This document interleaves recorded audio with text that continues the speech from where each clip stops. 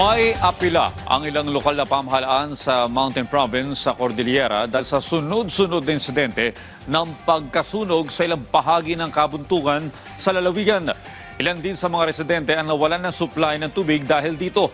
Yan ang ulat ni Ala Sungduan ng PTV Cordillera.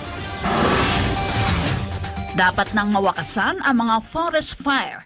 Ito ang iginiit ni Mountain Province Vice Governor Jose Dominguez kasunod ng sunod-sunod na insidente ng pagkakasunog ng kabundukan sa lalawigan. Anya halos lahat ng kabundukan sa lalawigan ay nasusunog na at ang komunidad ang lubhang apektado na rin.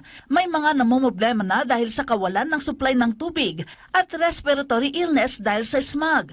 Naging dahilan pa ito ng pagkawalan ng supply ng kuryente. We appeal, baka dati tumayan dito yung kada kapagyan na pupuor pangasyon sa mga takwa adang pagkanyo isuda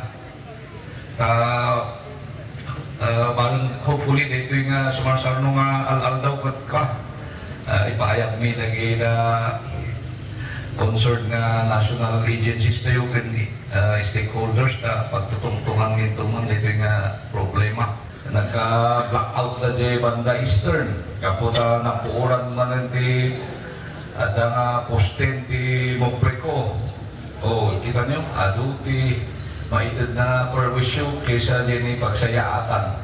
Iginit naman ng Bureau of Fire Protection Cordillera na ginagawa nila ang lahat sa pag-apula ng mga sunog sa kabundukan kahit kulang sila sa modernong kasangkapan para sa forest firefighting. And hopefully po in the coming years, mas makabili kami ng mga modern na gamit para mas mapabilis po yung response namin pagdating po sa forest fire. Samantala, handa naman ang Department of Agriculture Cordillera na magbigay ng farm input sa mga magsasakang nasunog ang kanilang mga makinarya, pananim at kagamitan dahil sa mga naitalang forest fires.